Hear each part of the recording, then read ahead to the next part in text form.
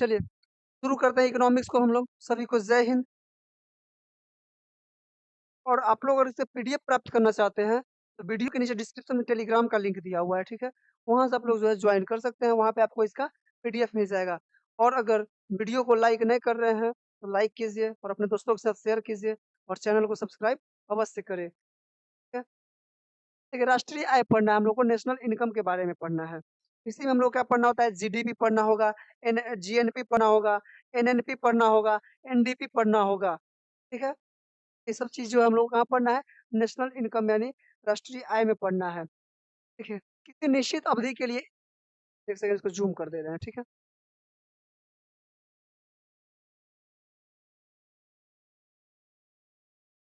किसी निश्चित अवधि के लिए एक देश की राष्ट्रीय आय यानी एक देश का जो नेशनल इनकम होगा, एक वित्तीय वर्ष 1 अप्रैल से 31 मार्च तक होता है, के बीच में उत्पादित अंतिम वस्तु और सेवाओं का मौद्रिक मूल्य के बराबर होता है। यही आपका क्या है, नेशनल इनकम है। आपके लिए नहीं दिख रहा है कि आप थोड़ा सा फोन का क्वालिटी बढ़ा लीजिए ना। और नेशनल इनकम कैसे निकालेंगे,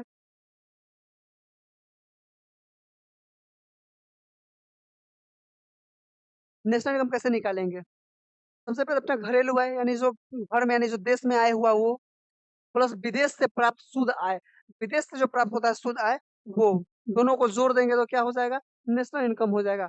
लेकिन अगर इसी को और थोड़ा सा मतलब बढ़ाएंगे तो इसे भारत से जो विदेश में गया है यानी विदेशी लोग जो भारत से ले गए आय को, उसको इसमें राष्ट्रीय आय में हम लोग क्या करते हैं, गिनती नहीं करते हैं, ठीक है।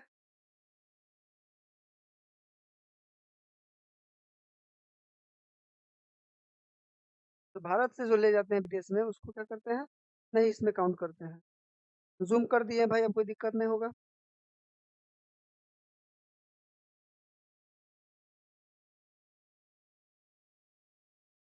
गुड इवनिंग पिंकी यादव, काफी लेट क्लास में आ रहे हैं आप आजकल।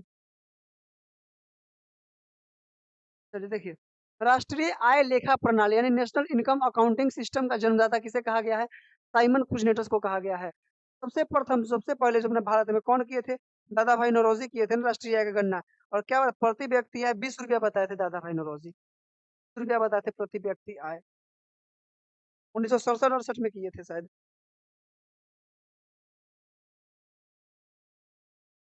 वर्ष 1949 में भारत सरकार द्वारा नियुक्ति राष्ट्रीय आय समिति के अध्यक्ष कौन थे, पीसी महालनोबिस थे। इन्हीं के नाम पर ना जो द्वितीय पंचवर्षीय योजना जो है, द्वितीय पंचवर्षीय योजना महालनोबिस मॉडल पे आधारित है। ना 56 से 61, 1956 से 61 था उसका समय।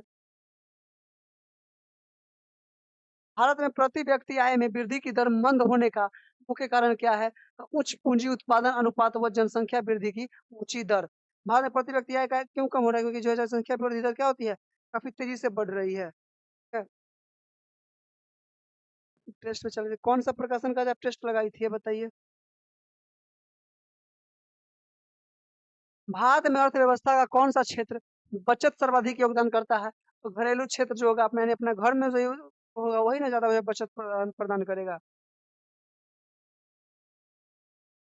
भारत की घरेलू बचत में सर्वाधिक हिस्सा किसका है, तो भौतिक परिसंपत्ति का जो है ज्यादा हिस्सा है। ठीक है, भारत में घरेलू बचत में सर्वाधिक हिस्सा किसका है, भौतिक संपत्ति का। वर्तमान में भारत के किस राज्य में प्रति व्यक्ति आय सबसे कम है, सबसे कम बोल देगा तो अपना बिहार हो जाएगा, सबसे ज्यादा बोल देगा तो गोवा हो जाएगा।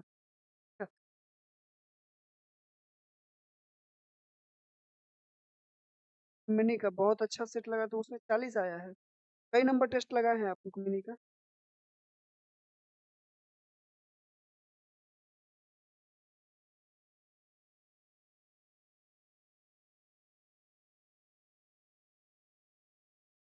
हमें सिंह ऑफिस, बिट्टू मामा।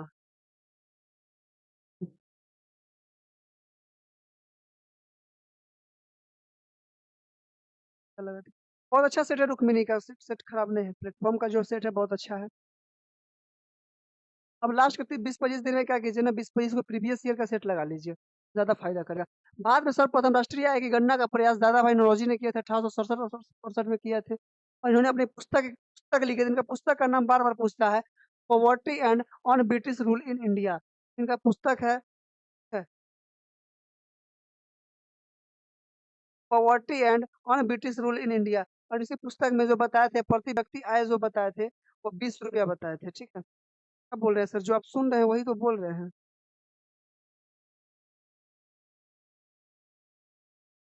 प्लेटफॉर्म का बेस्ट है, फिर स्टडी मोड का सेट आपको जो है 10 तारीख से मार्केट में दिखने को मिल जाएगा 20 सेट का, ठीक है, वहां से ले लीजिएगा।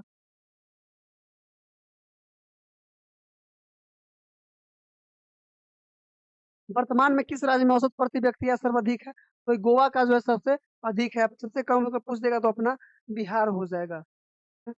भारत में राष्ट्रीय आय समंको को यानी नेशनल इनकम स्कोर का आकलन किसके द्वारा किया जाता है, तो केंद्रीय सांख्यिकी संगठन के द्वारा किया जाता है। सेंट्रल स्टैटिस्टिक्स ऑफिस सीएसओ के द्वारा किया जाता है। केंद्रीय सांख्यिकी कार्यालय राष्ट्रीय प्रतिदर्शन सर्वेक्षण कार्यालय यानी एनएसएसओ का विलय कर किस नई संस्था को स्थापित करने का निर्णय लिया गया है, तो दोनों को विलय करने के बाद राष्ट्रीय सांख्यिकी कार्यालय एनएसओ बनाया गया, ठीक है। सीएसओ और एनएसएसओ को जो है एक साथ विलय करने के बाद एक नाम दिया गया एनएसओ, राष्ट्रीय सांख्यिकी कार्यालय यानी national statistical official office. Economics में क्वेश्चन पूछता है हिंदू वृद्धि दर पे स्टार कर लीजिएगा। जय हिंद जय बिहार। ऑनलाइन नहीं सेट मार सकते हैं भैया, ऑनलाइन बिल्कुल सेट मार सकते हैं। हिंदू वृद्धि दर किससे संबंधित है, तो राष्ट्रीय आय से संबंधित है हिंदू वृद्धि दर। तो क्वेश्चन आता है हिंदू वृद्धि दर इकोनॉमिक्स में।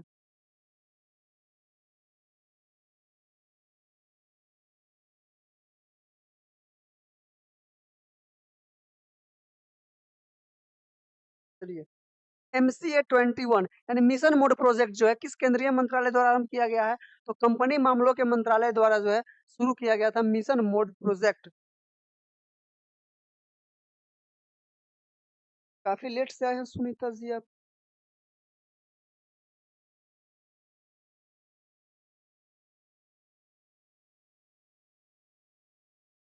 एक खुली अर्थव्यवस्था में अर्थव्यवस्था की राष्ट्रीय आय का क्या तात्पर्य है, देखिए तो थोड़ा सा समझाना पड़ेगा। उपभोग होता है इसमें,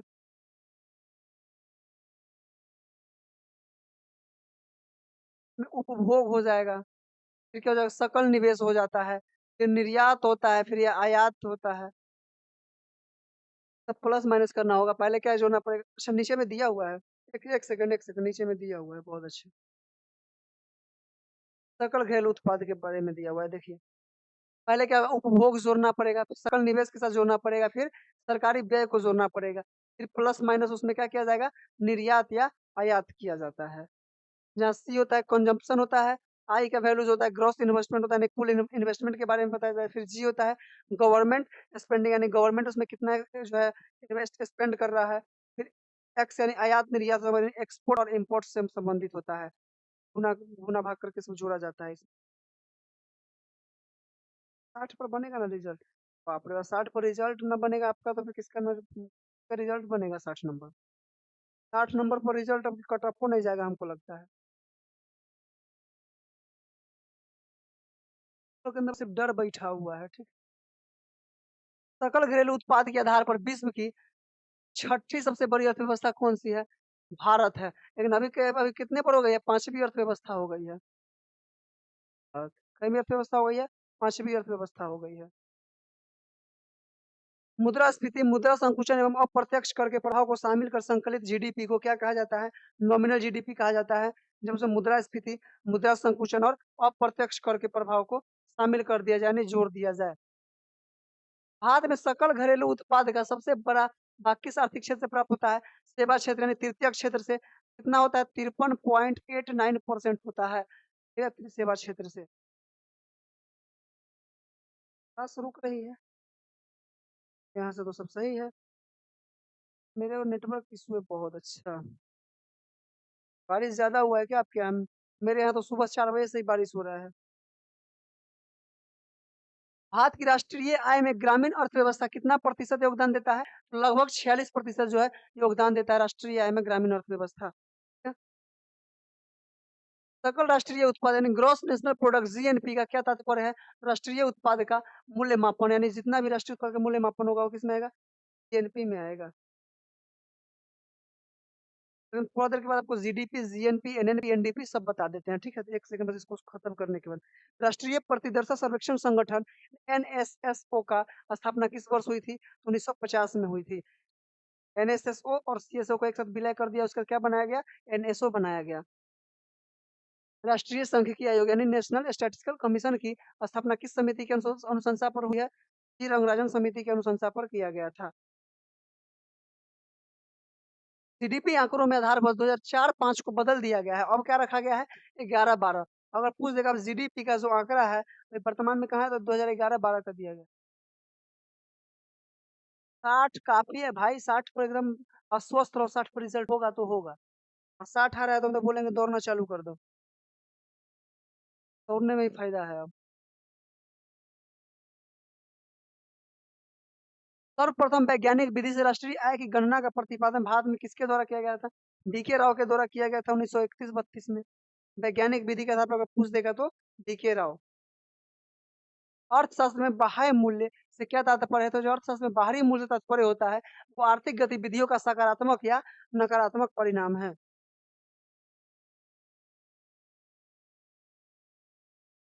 इसी महालनोबिस के जन्मदिन के पर प्रतिवर्ष 29 जून को राष्ट्रीय सांख्यिकी दिवस मनाया जाता है। राष्ट्रीय सांख्यिकी दिवस कब मनाया जाता है? तो 29 जून को मनाया जाता है। मैं भी आज आ गया।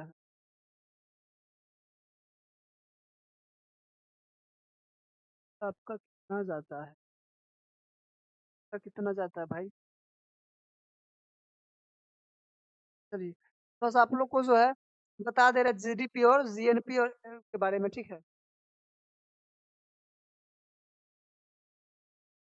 जीडीपी तो कल भी बताए थे। मान लीजिए कोई देश है, उसकी घरेलू सीमा एवं में एक वित्तीय वर्ष में, यानी एक वित्तीय वर्ष कहने का मतलब क्या होगा? 1 अप्रैल से लेकर 31 मार्च तक कि इसमें अंतिम वस्तु एवं सेवाओं का मौद्रिक रूप मूल्य जो होता है वो आपका जीडीपी कहलाता है। और जीएनपी क्या कहलाता है?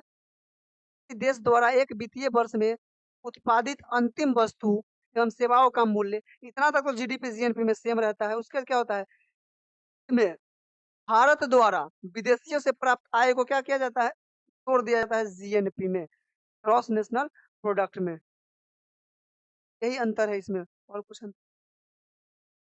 तुम रनिंग करे और पढ़ाई भी दो।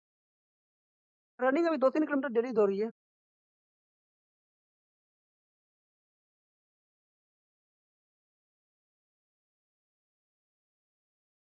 और जीएनपी निकालने का आपको एक फॉर्मूला भी बताइए दिए थे। जीएनपी अगर निकालना होगा तो क्या करेंगे? जीडीपी में से तो भारत से जो विदेश वाला कमा कर लेगा है उसको नहीं, उसको घटा देंगे। लेकिन जो विदेश से प्राप्त भारतीय आय होगा, विदेश से प्राप्त भारतीय आय तो क्या कर देंगे? जोड़ देंगे, तो ये आपका क्या हो जाएगा? जीएनपी निकल जाएगा, ठीक है?